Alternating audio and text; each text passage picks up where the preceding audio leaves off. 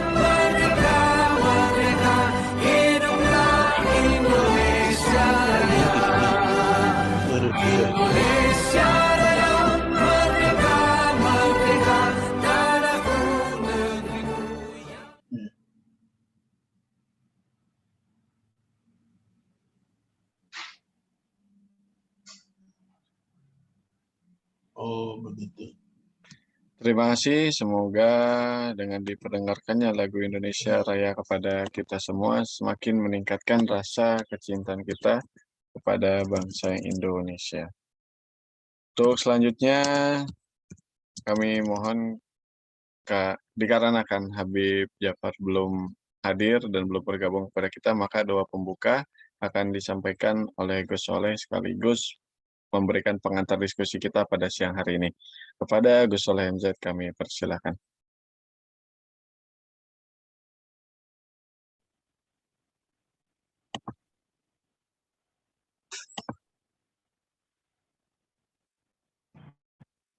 Tes Jackson, suaranya jelas Mas Nurul. Oke, jelas Gus, mantap. Assalamualaikum warahmatullahi wabarakatuh. Selamat siang, salam sejahtera buat kita semuanya. Salam Pancasila, salam Bhinneka Tunggal Ika, salam agama cinta, merdeka. Alhamdulillah, dengan memanjatkan puja-puji syukur kehadirat Tuhan Yang Maha Esa. Pada siang hari ini, kita dapat berkumpul, bersilaturahmi kebangsaan dengan menghadirkan para tokoh lintas iman. Hadir dari Sabang meskipun kurang jauh sedikit, yaitu Pendeta Poltak Marbun, tidak sampai di Sabang ya, tepatnya di daerahnya Tulang, yaitu di daerah Batak, di Sumatera Utara. Dan hadir pula, ini yang benar-benar dari Merauke, Romo kita, Bapak Pastor kita ya, dari Merauke hadir kumpul bersama kita. Hadir juga yang dari Jawa Timur, ada Gus Arif, Gus Durian Nganjuk, Kornas Banser ya. Beliau satu alma mater dulu dengan Gus di Undar, Universitas Darul Ulum Jombang. Dan hadir juga yang ada di ibu kota, ada Ustadz Abdul Jamil Wahab, mudah-mudahan sudah masuk ya. Beliau bertugas di Kemenak RI, di Litbang, dan juga ada dari Jawa Tengah, Romo kita dari komunitas rohaniawan Buddha, dan juga hadir saudara kita dari komunitas Hindu, Romo di Jakarta ya Romo, Gus kurang begitu tahu. Dan juga dari Konghucu, ini cukup jauh juga ya, yaitu di daerah Manado, Sulawesi Utara. Ini sangat luar biasa. Negara-negara lain terbentuk, terhimpun karena kesamaan tempat, karena kesamaan adat istiadat, karena kesamaan agama, ataupun karena kesamaan ras. Sementara negara kita Indonesia, dari Sabang sampai Merauke, dari Pulau Miangas sampai Pulau Rote, semuanya berbeda. Berbeda warna kulit ya. Gus tinggal di Banten, tapi aslinya Madura, nggak hitam, nggak juga putih, ya, kuning nggak, ya, hitam kecoklat-coklatan. Ada Bapak Pendeta kita yang dari Merauke, ya, Gus udah hitam, lebih hitam, ya. Ada yang dari mana? Manado, ya, ganteng-ganteng, cantik-cantik kayak bule ini, ya, kayak WS Jimmy Yosandi ini. Kalau main ke Manado ini elok-elok sama dengan ke Bandung. Nah itu Habib Ja'far Shadiq ini sudah masuk ya. Beliau ini Arab tapi kelahirannya di Jawa Tengah. Sehingga kulitnya tidak kayak Arab lagi, sudah mirip-mirip Jawa. Ini hebat dan luar biasanya Indonesia kita. Kita terlahir, alhamdulillah, puji Tuhan, sudah dalam keadaan merdeka.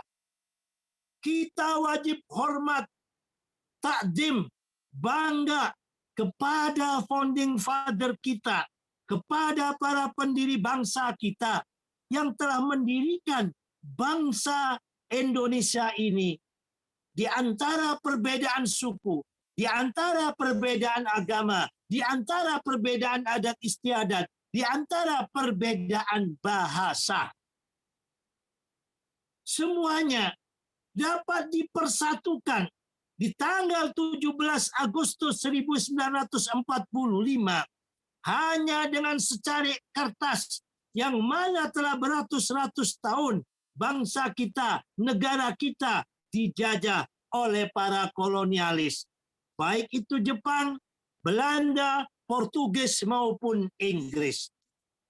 Nah, bagaimana kita semuanya ini, terlebih-lebih para tokoh agama, bisa mensyukuri nikmat Tuhan yang telah diberikan oleh founding father kita atas kemerdekaan bangsa dan negara ini. Caranya bagaimana? Bagaimana kita bisa tetap terus merawat kemerdekaan ini dengan menjaga dan melestarikannya, serta bagaimana mewujudkan cita-cita kemerdekaan tersebut, yaitu terwujudnya keadilan sosial bagi seluruh rakyat Indonesia tanpa adanya diskriminasi sara.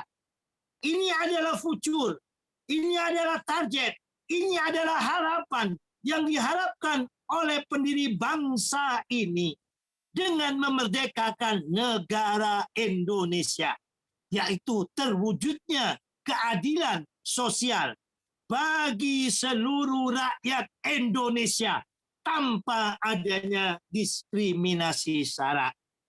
Tetapi masih banyak kita lihat bagaimana orang beribadah ini yang ada di Indonesia merupakan bagian daripada nilai dasar bangsa kita, yaitu Pancasila, yang mana di dalam sila pertamanya ketuhanan yang Maha Esa. Bagaimana nilai ketuhanan ini bisa merefleksikan pada hidup dan kehidupan masyarakat Indonesia, baik secara pribadinya selaku orang beragama dan kepada masyarakatnya, kepada bangsa dan kepada negara. Disinilah perlunya kita sama-sama dapat mewujudkan nilai-nilai Pancasila ini, khususnya bagaimana Garuda kita yang berdiri tegak di lambang Pita Bhinneka Tunggal Ika ini dapat kita wujudkan. Akan tetapi agama yang memiliki nilai yang sangat luar biasa, nilai cinta kasih, nilai kedamaian, nilai rahman, nilai rahim, wa ma arsalnaka illa rahmatan lil alamin, di dalam bahasa Islam. Aku tidak utus engkau, hai Muhammad, termasuk di dalamnya yaitu umat Islam yang ada di seluruh dunia ini, illa kecuali rahmatan lil alamin, rahmat bagi seluruh alam, bagi seluruh umat manusia, bukan hanya untuk umat Islam saja. Akan tetapi kenyataannya, sayang sungguh disayang, banyak orang mengatasnamakan agama, memerangi, memusuhi, bahkan berperang pun atas nama agama. Kenapa semuanya ini terjadi? Karena adanya perselingkuhan kekuasaan dengan agama. Sehingga kekuasaan yang berada pada daging, yang mana daging ini tempatnya syahwat, tempatnya nafsu, nafsu kekuasaan, nafsu menguasai, nafsu pengen menang. Hilanglah nilai agama yang mana agama ini letaknya di dalam roh ataupun di dalam hati. Kekuasaan ada dalam daging, sementara agama ada pada roh. Ini kalau tidak orang-orang yang dipakai oleh Tuhan, seperti para nabi dan rasul, maka sulit sekali menyatukan antara nilai-nilai ketuhanan dengan nilai-nilai kekuasaan. Maka bukannya agama yang lebih muncul, justru kekuasaan daging ini yang lebih muncul, sehingga banyak sekali terjadi peperangan-peperangan yang ada mengatasnamakan agama. Banyak sekali pertikaian yang ada yang bertopengkan agama. Maka melalui agama cinta ini, bagaimana kita kembalikan nilai-nilai ruh sesungguhnya daripada agama, yaitu cinta, yaitu kasih. Dengan cinta dan kasih, maka kita akan bisa mewujudkan perdamaian. Maka kita bisa menjadi duta perdamaian. Damai untuk diri kita sendiri, damai untuk sekitar kita, damai untuk masyarakat luas, damai untuk seluruh umat manusia. Dengan agama cinta inilah bagaimana kita benar-benar bisa menjaga citra dan nilai-nilai ilahiyah, nilai-nilai ketuhanan. Kalau kita mengaku dipakai Tuhan, kalau kita mengaku sebagai khalifahnya Tuhan, maka sifat yang utama Tuhan bukan kebencian, tetapi sifat Rahman dan Rahim, sifat welas dan asih, sifat cinta, kasih, dan sayang. Kembali kepada tema kita, banyak sekali saat ini para penceramah-penceramah yang ada, yang kita dengarkan terlebih-lebih di saat era reformasi ini, yaitu di era kebebasan. Banyak sekali orang yang dadakan jadi penceramah, orang yang dadakan yang jadi mubalek, orang yang dadakan menjadi pengkhutbah. Padahal untuk menjadi penceramah ataupun ustadz, mungkin di agama lain juga sama kayak Gus ini, harus melalui beberapa jenjang. Untuk menjadi kiai, untuk menjadi ustadz, harus menjadi santri ataupun murid. Kalau murid di sekolahan umum, kalau santri ini adalah murid di pendidikan agama. Gus 6 tahun di pondok pesantren Gontor Ponorogo, masih merasa sangat bodoh, maka harus pindah mendalami kitab kuning di Tebu Ireng, ngelap berkah daripada kefasihan membaca Al-Quran ke Kiai Haji Adlan Ali di Cukir, Jombang. Untuk ngelap berkah kitab juga ke Pondok Tambak Beras, Jombang. Dan untuk bagaimana agar sama dengan orang-orang, padahal Gus itu tidak suka titel-titelan, agar bisa menjadi sarjana, maka harus kuliah di Fakultas Usuluddin di Perbandingan Agama di Universitas Darul Ulum Jombang yang saat itu sama Gus Arif ini, ya. Tapi Gus masih tetap menjadi kiai kampung, kiai desa, ya, yang penting menjadi orang manfaat. Ada sekjennya PBNU, ya, itu adik kelas Gus diundang. Ada ini banyak teman-teman Gus yang menjadi pejabat. Gus cukup menjadi orang, tidak perlu menjadi orang penting, yang buat sesuatu yang penting untuk negara ini. Dan lebih penting lagi, apabila kita bisa menjadi orang penting, Bapak kita Presiden Jokowi, jadi berbuat, kerja terus, bangun bendungan, bangun Papua, yang mana dulu perhatikan dengan Presiden Jokowi ini penting yang dilakukan. Inilah orang yang hebat. Bapak-bapak, ibu-ibu sekalian, para narasumber yang kami cinta sayangi. Disinilah maka perlunya bagi para penceramah ini, bukan hanya agama Islam sekali lagi, tapi semua agama yang ada, perlu adanya sertifikasi penceramah, ustadz, mubaligh, pengkhutbah, ya, baik itu romo, baik itu kiai, baik itu pedanda, baik itu biksu, baik itu biksuni, baik itu pendeta. Semuanya ini adalah dokter. Seperti kita melihat dokter gigi, ini dokter fisik atau dokter jantung. Para penceramah ini, para ulama ini, para pedanda, biksu, dan lain sebagainya, ini adalah dokter rohani. Kalau seorang dokter tidak memiliki sertifikasi ataupun keahlian yang benar-benar dapat dipertanggungjawabkan, maka apa yang terjadi? Kalau dokter jantung bisa malpraktek, bisa mati orang ini kan gitu kan? Orang sakit dikasih apa?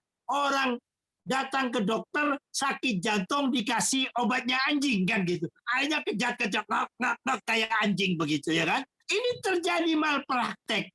Maka keahlian yang sifatnya sangat spesifik semacam ini perlu adanya sertifikasi.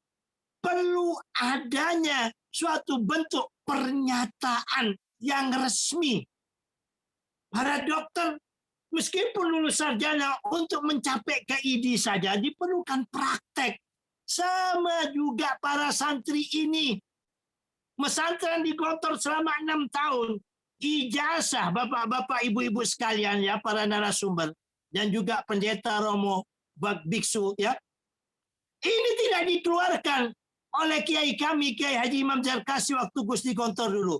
Harus apa? Praktek minimal ya, lapangan kerja, ngabdi di pondok pesantren lain minimal 1 tahun sampai 3 tahun baru ijazah dari pesantren dikeluarkan. Nah, di era reformasi begini, yang penting ada orang yang berani menghantam habis pemerintahan yang ada. Seakan-akan seperti bola salju, ada saja kekuatan di belakangnya, diundang sana, ceramah di sini. Nah, ini kan membingungkan kita semuanya. Basic keilmuannya saja tidak ada. Kita ini, khususnya Gus sebagai umat Islam, malu melihat para ustadz yang ngaku dirinya ustadz semacam itu. Nah, di sini Menteri Agama melakukan langkah-langkah yang positif.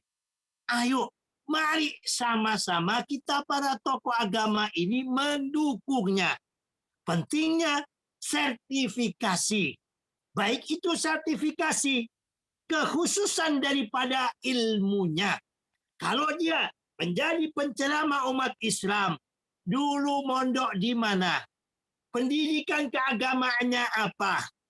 Apa sudah mempelajari bahasa Arab, nahwu, shorof, tafsir-tafsir yang ada, asbabun nuzul, hadis-hadis yang ada. Hadis itu ada sahih, ada dhaif, dan ada hasan. Dhaif sendiri juga masih terbagi-bagi. Yang mana ilmu ini tidak bisa ditempuh dalam waktu 1-2 tahun. Gus untuk mencari ilmu di pesantren 17 tahun. Dan masih merasa diri Gus ini masih bodoh dan sangat bodoh. Terus belajar agar bisa memahami agama Islam dengan baik. Nah, ini baru bisa pegang mic. Sudah jadi penceramah. Tidak jelas apa pendidikan keagamaannya dulu. Sudah berani tampil di media sosial. Apalagi sekarang orang-orang bisa membuat media sendiri, baik melalui kanal YouTube maupun kanal-kanal media sosial yang lainnya. Dengan ceramah-ceramah yang dilakukan oleh orang yang mengaku ustadz, oleh orang yang mengaku penceramah, dengan tanpa kekuatan dalil dan dasar-dasar yang ada sehingga menimbulkan kebingungan umat. Kalau bingung saja tidak apa-apa. Justru sering sekali kita dengarkan orang atau penceramah yang sudah dipanggil ustadz, yang sudah dipanggil mubalek, berceramah tanpa tabayun terlebih dahulu, menyampaikan suatu bentuk narasi yang bikin kegaduhan. Contoh soal saat ini dengan adanya pandemi, sehingga pemerintah Indonesia dan juga kerajaan Arab Saudi menunda adanya penundaan haji ini sudah diviralkan dalam ceramahnya yang tidak. Setelah ada teguran dan lain sebagainya, baru mengatakan tabayun. Arti tabayun itu sebelum menyampaikan, dicari di arti tabayun itu klarifikasi dulu, baru disampaikan. Bukan disampaikan terlebih dahulu. Begitu ada kesalahan tabayun, itu namanya fitnah. Nah, hal yang semacam ini kita harus mendukung ya kepada Menteri Agama. Apalagi hal ini didukung oleh aparat penegak hukum, yaitu dengan Kapolri yang baru, untuk menciptakan suasana keagamaan yang adem, ayem, kondusif. Perlu adanya moderasi agama. Dua hal penting ini dari Kementerian Agama yang baru, yaitu pentingnya sertifikasi penceramah. Ditambah lagi sertifikasi wawasan kebangsaan. Ini penting. Jangan sampai seorang ustadz, seorang pendeta, seorang pendanda nggak ngerti sejarah tentang bangsa dan negara kita. Sehingga dengan mudahnya kemasukan isme-isme transnasional. Kalau yang ada di daerah Jawa dan Sumatera ini, mayoritasnya adalah komunitas Islam. Maka di sini banyak sekali diserang oleh kelompok orang-orang yang hendak menghancurkan Indonesia ini dengan topeng agama Islam. Yang ada di Indonesia Timur, banyak dari kelompok mayoritas umat non-Muslim, khususnya Kristen dan Katolik. Disinilah banyak para pendeta, para romo yang direkrut oleh intelijen-intelijen asing untuk kepentingan mereka memecah belah bangsa ini dengan topeng agama. Disinilah apabila para tokoh-tokoh agama memiliki wawasan kebangsaan yang luas, memiliki wawasan kebangsaan yang baik, maka isme-isme transnasional, isme-isme dari luar yang hendak menghancurkan bangsa dan negara ini dapat ditepis dengan baik. Bahkan apabila para penceramah ini memiliki wawasan kebangsaan dan moderasi beragama, maka di dalam setiap ceramahnya senantiasa mewasiatkan, menitipkan kepada para santri, kepada para jamaatnya agar menjaga bangsa dan negara ini tetap dalam keadaan aman, damai, dan tentram. Tetapi kalau tidak memiliki wawasan kebangsaan, sedikit saja diprovokasi, ya, maka akan terseret. Nggak ada itu hukum selain hukum Tuhan, kan gitu. Nggak ada itu di dalam Quran hukum Pancasila, yang ada khilafah dan lain sebagainya. Nah, tidak memiliki wawasan kebangsaan, mudah sekali akhirnya termakan isme-isme yang ada. Sementara pendidikan Pancasila juga tidak diajarkan. Ini PR berat kita semuanya selaku anak bangsa, terlebih-lebih kepada para tokoh agama. Melalui mimbar agama cinta ini, ayo mari sama-sama kita dukung konsep ataupun kerja. Mudah-mudahan ini tidak jadi wacana saja dari Kementerian Agama. Yaitu apa? Satu, sertifikasi penceramah seluruh agama. Dikuatkan dengan paling tidak sertifikasi wawasan kebangsaan bagi penceramah. Ini perlu, ini penting karena Indonesia ini negara yang sangat religius. Ucapan pembicaraan daripada para tokoh agama sabdoning pandito ratu kata orang Jawa. Ya, ini penting sehingga manusia ini berbicara sesuai dengan ilmu yang dimilikinya. Orang berbicara adalah dari otak. Otak menyampaikan di dalam pembicaraan. Otak ini terisi daripada apa yang dia pelajari, apa yang dia miliki. Apabila seorang penceramah tidak memiliki wawasan kebangsaan, wawasan keindonesiaan, maka sulit sekali akan membicarakan tentang nilai-nilai nasionalisme pada bangsa dan negara kita di dalam setiap khutbahnya. Dan mudah sekali diprovokasi oleh kepentingan-kepentingan asing demi kepentingan kelompok tersebut yang mana disampaikan di dalam mimbar agama seakan-akan itu dari agama, padahal agama hanya dijadikan alat. Mari, para peserta webinar semuanya, kita dengarkan para narasumber kita yang sangat luar biasa ini dari 6 agama. Insya Allah semuanya telah hadir. Semoga apa yang disampaikan para narasumber ini kita sampaikan kepada Kementerian Agama, kita sampaikan kepada Kapolri, dan kita resum nantinya agar suara-suara daripada para tokoh lintas agama ini dapat didengar sehingga kebijakan apa yang telah dikeluarkan bukan hanya dijadikan wacana, benar-benar dapat dilaksanakan, yaitu satu, adanya sertifikasi bagi penceramah seluruh agama, baik itu tentang sertifikasi keilmuan keagamaannya dan juga wawasan kebangsaan. Dan yang kedua, ayo terus kita dorong pentingnya moderasi beragama sehingga para penceramah ini memiliki pemikiran yang luas, tidak sempit. Berceramah, berdakwah, bagaimana memfirmankan ayat-ayat Tuhan ini tidak menyinggung daripada agama orang lain. Kalau kita dicubit sakit, ayo jangan mencubit orang lain. Kalau kita umpamanya Gus agama Islam, agama Gus dihina, agama Gus diperolok-olok, maka kalau ngaku dirinya beriman, pasti hatinya merasa sakit. Karena memiliki cinta. Dengan cinta, memiliki cemburu. Maka, kalau agama kita dihina orang lain, sakit. Janganlah menghina agama orang lain di dalam ceramah.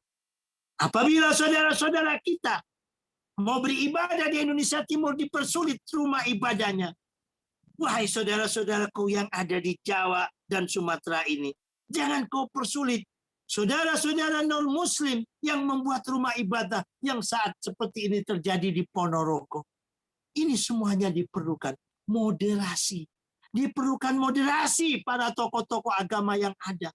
Biar Indonesia dengan 6 agama ini bukan menjadi negara yang dikit-dikit ramai dengan topeng agama. Justru dengan 6 agama ini, semuanya mengajarkan cinta, semuanya mengajarkan kasih, semuanya mengajarkan rahman, semuanya mengajarkan rahim, damai, damai.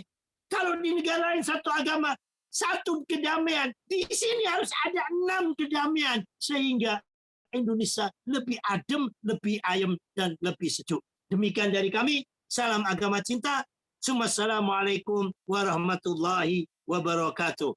Merdeka! Waalaikumsalam warahmatullahi wabarakatuh. Terima kasih kepada Gus Soleh yang telah memberikan pengantar diskusi webinar kita pada siang hari ini. Semakin menguatkan bahwa sertifikasi wawasan kebangsaan sangat penting untuk siapa? Untuk penceramah bagi semua agama di Indonesia. Terus selanjutnya kami mohon kepada Habib Jafar Shodiq bin Yahya untuk membacakan puisi. Pada Habib Jafar kami persilakan. Tes. Masuk suara? Wah, mantap, Beb. Monggo, lanjut, Beb. Assalamualaikum warahmatullahi wabarakatuh. Om Swastiastu, Namo Buddhaya, salam sejahtera, salam Pancasila. para narasumber yang saya muliakan, wabil khusus Akhwina Al-Karim, Gus Saleh MZ. Pada siang hari ini, izinkanlah saya, Sufi Musafir, membacakan puisi yang saya kasih judul, Wahai kambing, mengembiklah, jangan engkau menggonggong.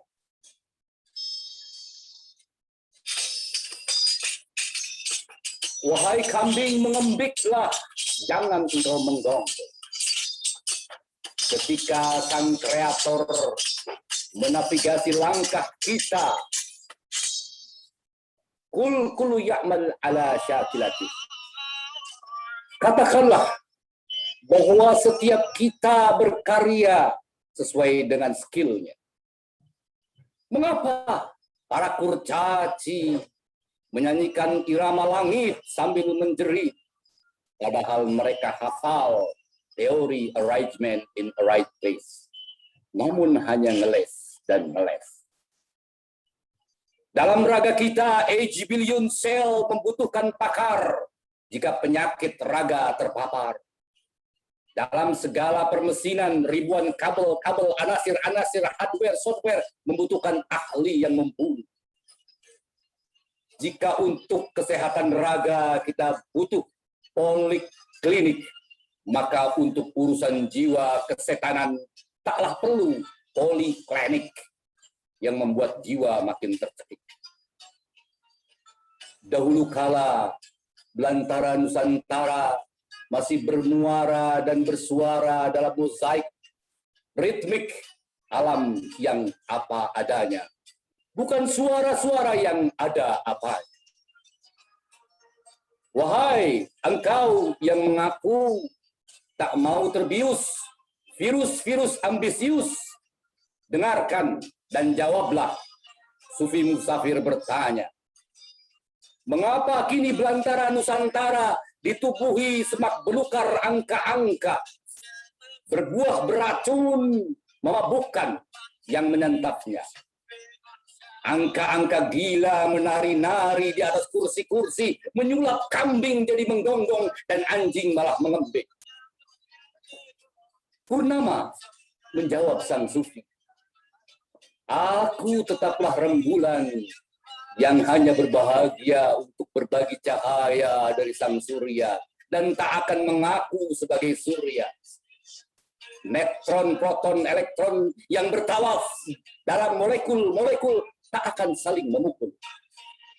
Dari mikrokosmos hingga makrokosmos, kita tak bisa lolos dari niscayanya sang poros. Dari mikrokosmos hingga makrokosmos, kita tak bisa lolos dari niscayanya sang poros. Dari mikrokosmos hingga makrokosmos, kita tak bisa lolos dari niscayanya sang poros. Jika semua kendaraan harus bersuara sirene, maka mana kita tahu ambulan akan berlalu.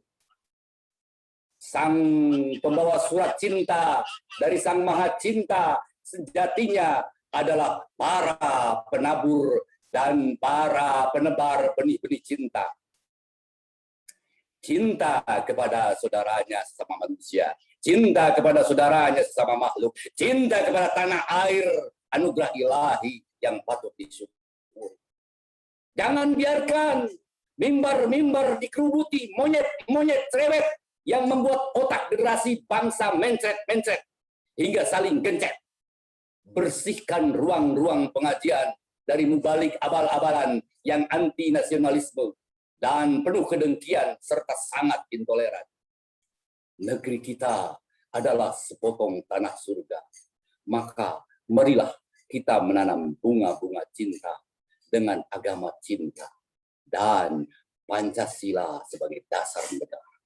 Merdeka! Assalamualaikum warahmatullahi wabarakatuh. Terima kasih, Gus. Masya Allah, keren banget, Beb. Mari kita menebar cinta dengan agama cinta. Wah, keren, bro. Terima kasih kepada Habib Jafar yang telah memberikan puisi cintanya kepada kita semua. Sangat luar biasa. Untuk selanjutnya, sebelum kami serahkan kepada Pak Moderator Bapak Muhardi Karyanto, izinkan saya untuk menghimbau kepada seluruh peserta yang ingin mendapatkan e-sertifikat, jangan lupa untuk mengirimkan screenshot bukti kepesertaan ikut webinar ke grup Agama Cinta. Bagi yang belum bisa ataupun tidak tergabung dalam grup Agama Cinta 1, bisa dikirim juga screenshotnya ke grup Agama Cinta 2 ataupun grup Agama Cinta 3. Dan juga kami memohon kepada seluruh narasumber ketika nanti menyampaikan opini atau narasinya untuk menjadikan handphonenya dalam mode landscape seperti ini, jangan portrait seperti ini. Dikarenakan kalau misalnya landscape, hasil kamera dan juga rekaman nanti di YouTube kita akan semakin maksimal. Terima kasih. Untuk itu, mari kita berlanjut ke acara selanjutnya yang akan dimoderatori oleh Bapak Muhardi Karyanto. Pada Pak Muhardi kami persilakan. Bismillahirrahmanirrahim.